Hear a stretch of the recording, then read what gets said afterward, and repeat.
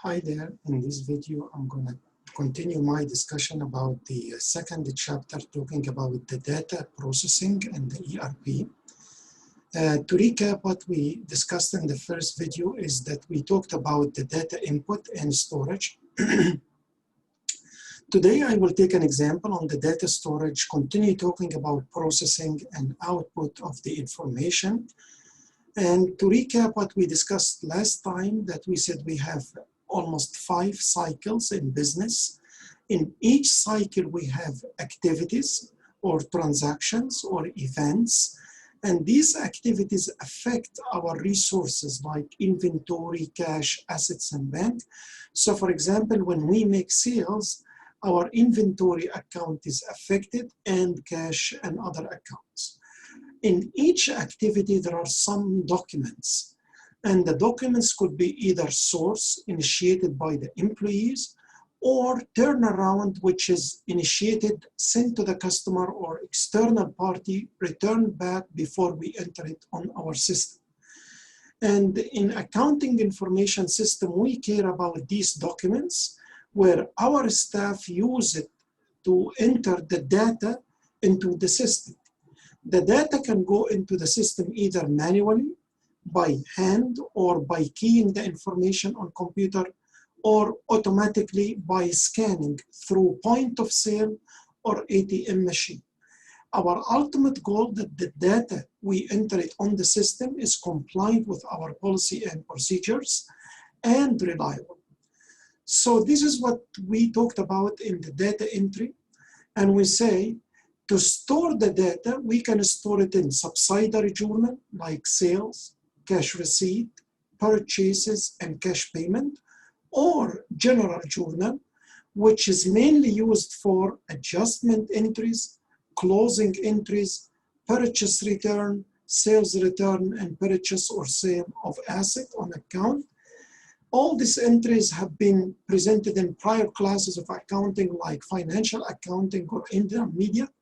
So I'm not going to go into details, but I will show you an example that you might find it on the reading materials section on the award file. Here I give you some transactions, and first I ask you to classify the transactions by journals. So please stop the video here, take a few minutes to think about those transactions and try to put in the box each journal that can be used for this transaction.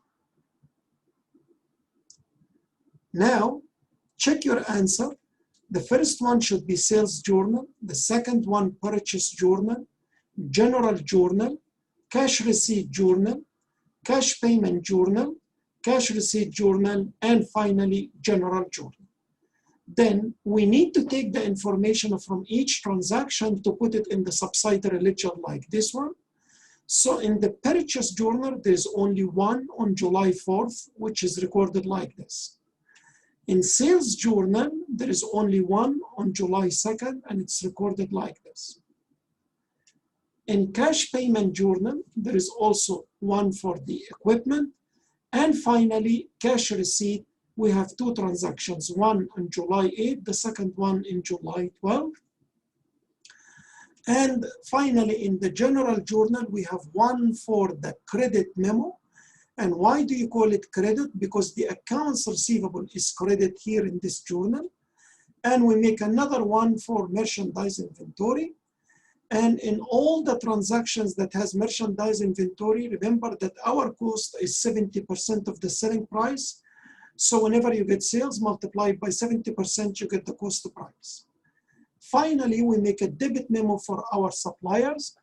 And this can tell you that general journal is not meant to be for everything. It's only for a few transactions. So here we store our data on different journals. And when we store the data on different journals, we use coding system like sequence or block or group or mnemonic. We use sequence for documents like checks or invoices. Block, we use it for chart of accounts or products. For example, in the chart of account, that we use blocks from 100 to 199 for assets, 200 to 299 for liabilities, 300 for equity, and so on. So the block of assets only takes 99 accounts. Liability is the same: equity, revenue, expense, other income, and other expenses. So here discontinue that we use blocks to identify the accounts from each other so they don't get mixed together. Inside the block, we can use group coding. Group coding, it's used with the block to make subgroups. And mnemonic, we use alphabet and numbers. So for example, if you look at this code, it's very big. So we split it by 4 sections. The first one for zip code that has the first 5 digits. The second one, last name, then street address and abbreviation of magazine. So here the block is big, so we split it into smaller groups. Finally, mnemonic, where we usually put some letters that can be useful for us to remember. And here is a list of city hospitals, like Buffalo General Hospital. It has the initial of BGH, which is a good briefing for the name. So here we say we make records using coding, enter them into the database. And for the database, we use a set of integrated files, as you can see. And these files to reduce the redundancy in data. And whenever we read the files, we use records. So we consolidate the records that is being stored into different files to ensure there is no redundancy and the data is relevant by different users and different applications. So database is the big umbrella that we use it for data storage. And as I said, in the database, we have files which can be split between master file and transaction file. The master file, it's mainly for general ledger. The transaction file is mainly for transactions. The master file is permanent, but the transaction file is temporary. The master file has cumulative data, but the transaction has single transactions.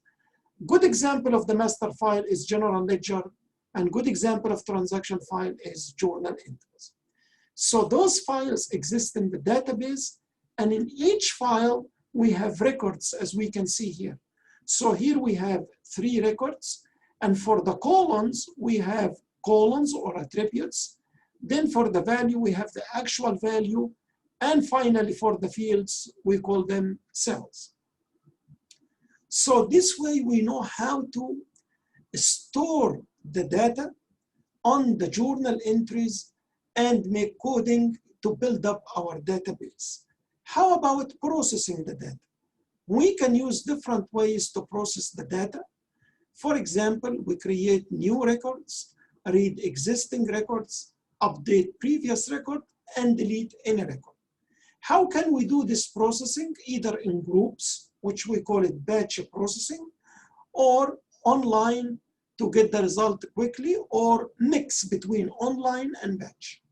So for the batch, the employee will take the information, put it on the system every 1 week or 2 weeks. But online, there is no employee. It goes from the information user to the system directly. The batch processing system is good because it's less cost and more efficient. It accumulates the transaction words into group. Before we process the data, the records are stored in some sequence. And after processing, data are current and accurate. And good example for that is the monthly payroll. How about online? It's recorded immediately, provide updated information to users on a timely basis, help the users to make the right decision, correct the errors if they come immediately, and good example like airline booking and FedEx. How about online batching? It's a mix between online and batch work. Finally, the output can be found in forms of documents or reports or query. The last point in this chapter is the ERP. And in the ERP, we talk about a big system that connects all the departments with their own system together into one big centralized set of accounts. And the advantage of that, the easiness of the flow of information. The data can be captured once and that's all. The management can control the data is secured. and the reports are a bit of a standardized. The customer service is improved and we receive new orders from customers. The disadvantage, of course, it's more costly and more complicated. This is the reason it takes time and it might face some user resistance, which we need to consider when we make the proposal for changing the data into ERP system. I hope you find this small video is useful and informative. And if you need anything, please let me know. Thank you so much. Bye-bye.